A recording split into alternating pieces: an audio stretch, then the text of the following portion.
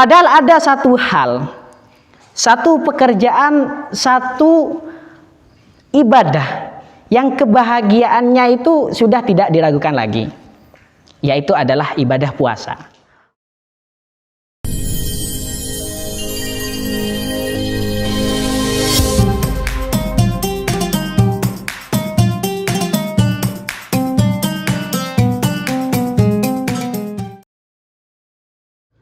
Assalamualaikum warahmatullahi wabarakatuh. Waalaikumsalam warahmatullahi wabarakatuh. Sahabat Ramadan yang dirahmati Allah. Amin. Masih semangat ya? Semangat. Nah, sekarang sudah masuk ke Sahabat Ramadan episode keempat. Setelah sebelumnya kita membahas tentang bulan Ramadan, setelah sebelumnya kita membahas tentang puasa, setelah sebelumnya kita membahas tentang tingkatan-tingkatan puasa, maka kali ini kita juga akan mereview ulang terkait puasa. Di mana-mana, di pelajaran apa saja, khususnya orang yang mencari falsafah hidup, biasanya hal yang pertama dicari itu adalah ketenangan. Betul apa enggak? Betul.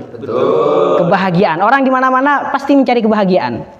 Orang yang biasanya tiap hari ingin mencari uang, orang yang setiap harinya bekerja, itu sebenarnya bukan mencari uang, tapi ingin uang itu membeli kebahagiaan.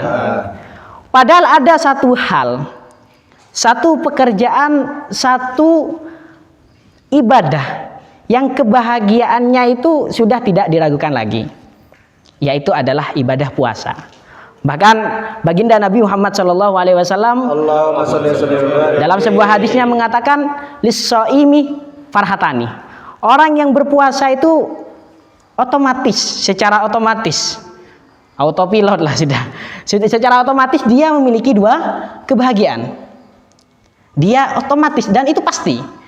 Karena selain memang itu baginda Nabi Muhammad SAW yang mengatakan, karena memang juga itu hal yang sangat terbukti. Yaitu apa saja dua kebahagiaan tersebut. Yang pertama adalah farhatun inda fitrihi, yaitu pasti bahagia ketika berbuka puasa. Kalian pasti bahagia enggak ketika buka puasa? Bahagia. Pasti. Itu tidak diragukan. Semua orang sepakat ketika buka puasa itu pasti bahagia. Dan itu sudah istilahnya dipahami oleh semua orang. Istilahnya kalau di luar itu adalah menunda kebahagiaan sementara untuk kebahagiaan yang luar biasa. Makanya ada pepatah mundur 2 langkah untuk melompat lebih jauh. Sama kayak mainan itu, mainan mobil-mobilan harus ditarik ke belakang dulu baru melesat kencang daripada hanya didiamkan aja. Sama kayak kita mau manah kita harus tarik terlebih dahulu ke belakang untuk melesat dengan kencang. Sama. Puasa itu memang kita menunda makan, menunda minum sejak pagi hari, sejak subuh itu kita tunda, tapi nanti akan kita menikmati luar biasa ketika berbuka. Itu berkahnya puasa dan itu pasti. Semua orang sudah sepakat bahwasanya itu adalah kebahagiaan. Jadi jika memang orang itu mencari kebahagiaan yang istilahnya sudah gak perlu dipikir panjang lagi, itu pasti bahagia. Maka lakukanlah ibadah puasa. Makanya penting menanamkan puasa sejak dini kepada anak-anak. Karena orang sebagaimana yang maklum bid-darurah, sudah semua orang itu sudah memahami. Yang pertama kali dengan yang sudah profesional, yang masih noob dengan yang pro, itu bedanya sangat jauh, betul enggak? Betul. Orang yang noob itu masih bahasa Madurana gelegean, betul enggak? Betul. Ki Pura main pingpong, masih baru saja main tenis meja misalnya, masih pemula, dia itu tegang. Saya tadi itu belajar nyopir, ya mungkin ada kalian yang lihat, itu tegang banget, takut nabrak orang, takut ada yang jadi korban gitu. Karena masih pemula. Tapi kalau memang sudah pro, ya istilahnya kalak tumet-tum jang itu dan apa bahasa Indonesianya itu. Ada memang sebagian istilah itu tidak bisa di bahasa Indonesia kan, kayak misalnya bajingan tengi tamporak leng-leng, apa bahasa Indonesianya? Gak bisa itu. Misalnya yang mudah aja, yang mudah bahasa Indonesianya tade itu apa? Gak ada. Itu gak ada, itu tidak. dua kata. Bahasa Indonesianya jadi kebalikannya ada itu kalau di Indonesia apa? Antonimnya. Ada enggak? Tidak ada. Makanya bahasa Madura itu lebih luas daripada bahasa Indonesia. Terlebih di bahasa Madura sendiri sama kayak bahasa Jawa itu ada tingkatan-tingkatannya. Iya saja itu di bahasa Indonesia banyak. Bisa iya, bisa engki, bisa bisa apa lah, boleh iya. Hanya iya itu sudah sangat banyak bahasanya. Hanya iya aja. Orang menginap itu bisa nginep, bisa kelem, bisa banyak. Kamu aja itu banyak ya. Bisa kakeh, empian, beeng, hede, apa boleh, ajunan. Itu sangat banyak. Itu makanya bahkan orang Madura sendiri, ya seperti saya yang masih berada awal-awal di Madura, ini kesulitan bahasa Madura. Banyak yang kurang paham. Banyak orang yang nggak paham nyerat itu apa artinya. Menulis. Orang Madura sendiri banyak yang nggak paham nyerat itu. Kelem apa bahasa Indonesianya? Menginap.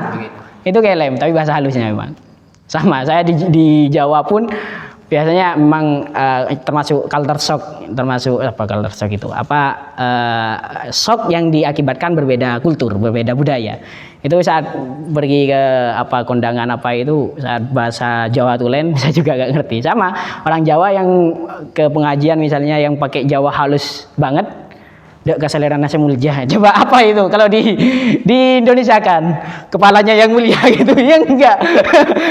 Itu memang hanya di Madura aja banyak yang kayak gitu.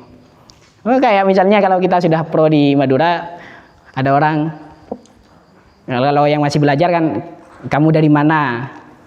Hedah dari mana? Menurut yang sudah pro kan didim, itu sudah didim itu. Itu bedanya yang pro dengan yang nob. Sama orang puasa itu ada yang pro, ada yang nob. Biar jadi pro bagaimana? Sejak kecil kita harus dididik.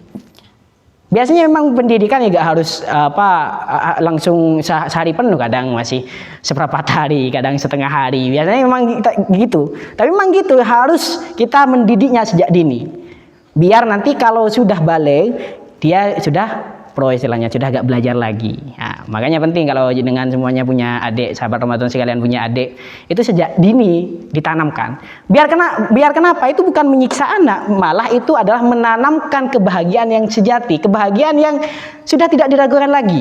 Dan anak akan mengerti bahwasannya kita bisa saja menunda kenikmatan yang sesaat untuk kenikmatan yang abadi. Contoh kecilnya ketika puasa aja. Dia menunda tidak makan di siang hari, tapi nanti kenikmatannya luar biasa ketika berbuka. Dan itu kalau bisa diresapi oleh anak, itu bukan hanya nanti tentang puasa, tentang maksiat misalnya. Orang yang belum punya istri bisa menahan syahwatnya. Biar nanti semuanya itu akan saat di pelaminan itu luar biasa. Atau juga misalnya orang yang menahan segala sesuatu yang dimaksiatkan oleh Allah Subhanahu wa taala sebelum nanti dihalalkan. Nah, itu diangkat aja enggak masalah. Ini fair-fairan biasa aja. Selain itu, yang terpenting lis-shaimi farhatun inda fitrihi wa farhatun inda liqa'i rabbih. Ketika berjumpa kepada Allah Subhanahu wa taala. Dan itu yang sangat dicari oleh siapapun.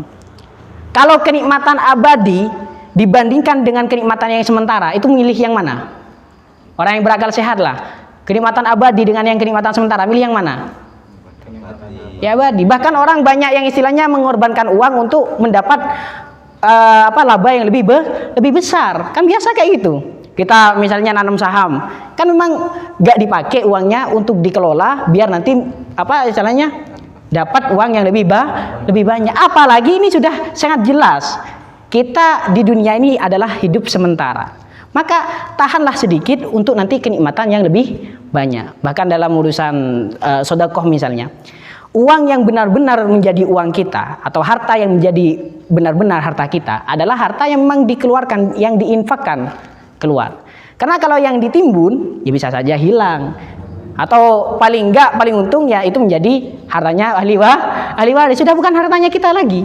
Tapi harta yang kita keluarkan di jalan Allah Subhanahu wa taala itu memang itu real, memang literally itu memang hartanya kita. Ya. Jadi sesimpel memahami puasa saja itu nanti merembet kepada hal-hal lain. Makanya ini sangat penting sejak usia dini diajarkan puasa biar kita itu bisa istilahnya belajar menghemat. Tadi kan juga belajar menghemat tadi, belajar berbisnis. Karena ibadah itu layaknya bisnis. Ada baginda Nabi Muhammad SAW di dalam Ihya-nya, sholat itu kayak berbisnis, kayak ra'sul mal. Sholat fardu itu kayak ra'sul mal. Ra'sul mal itu apa? Modal. Kalau modalnya agak kembali, dia untung apa enggak? Rugi apa untung? Rugi. Jadi sholat fardu itu kayak ra'sul mal. Segala yang wajib itu adalah kayak ra'sul mal, kayak modal. Kalau modalnya belum kembali, toh meskipun pelanggannya banyak, toh meskipun dapat bonus berkali-kali, toh meskipun misalnya dapat penghargaan dan lain sebagainya, modal gak kembali, rugi apa untung? Rugi. Sama sholat fardu atau ibadah-ibadah fardu yang lain, kalau tidak kita kerjakan, toh meskipun kita sholat sunnah, toh meskipun kita melakukan ibadah yang lain, maka ya tetap rugi karena modal gak balik. Ya itulah. Maka itu pentingnya kita dengan menanamkan hal yang sesimpel puasa saja, itu banyak hal yang menjadi manfaat khususnya bagi anak-anak kecil sejak usia dini. Makanya apalagi anak kecil itu diibaratkan kayak selembar kertas masih putih, tergantung siapa yang menulis di sana. Baginda Nabi Muhammad SAW mengatakan bahwasannya anak kecil itu kullu mauludin yuladu ala fitrah. Setiap anak kecil itu dilahirkan atas fitrah, masih bersih banget, masih kosong, tergantung siapa yang menulisnya.